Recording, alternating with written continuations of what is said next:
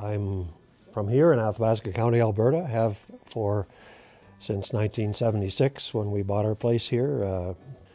While I taught at the university for 25 years.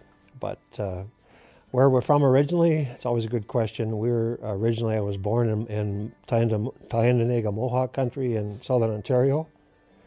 Evelyn and I both, my partner Evelyn Weiss, we grew up together in Belleville in Trenton, Ontario. We've been together since grade 9, if you can imagine. And I taught outdoor environmental education at the university.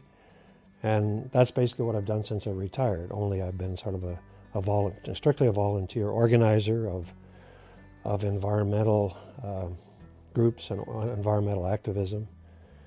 We've lived in a few other communities. We lived in Inuvik for one winter. So while in Inuvik, my role was to work with elders, and these were Gwich'in elders in the first instance, so I spent the winter organizing an elders celebration and workshop. It was 2 weeks. We held it at Fort McPherson. We had Gwich'in elders, they're the northernmost Dene community from throughout Alaska and the Yukon and NWT, and we would get together in McPherson. They would tell their stories, and we documented them and in their languages.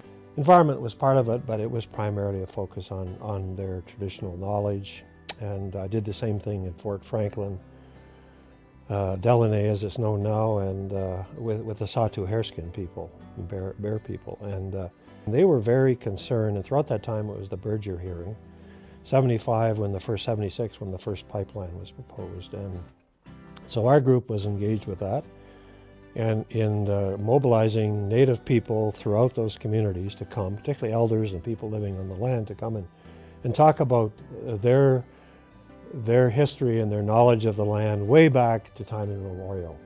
That land has been theirs and they've lived on it, lived with it.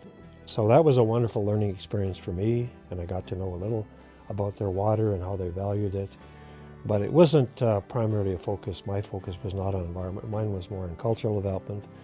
My particular interest was their games and how they lived outdoors, and their dances and their songs. And when I was working there with them, and Nellie Cornier, who was the head of the organization, she's very much on the, if you will, opposing the pipeline. Subsequently, of course, 25 years later, when I tried to get them to join the Keepers of the Water, they were very tentative because they're now the proponents of the second gas pipeline.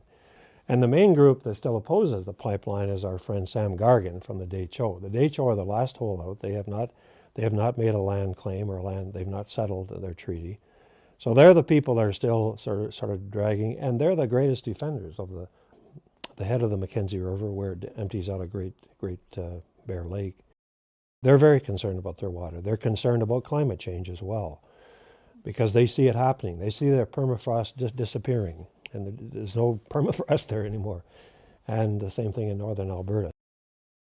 Visiting the various communities around the Mackenzie Delta and the Great Bear Lake area and so on was to become aware of that vast land and how those people had lived there sustainably for thousands of years, and everything began to change. And now the problem there is we have fracking going on in the north, particularly on the Sato, and the Sato people have been bullied by Mr. Harper and others into accepting fracking. A lot of traditionalists don't agree with it, fighting for Native rights and Indigenous rights there and concern with water. It gives me a perspective on things in the north.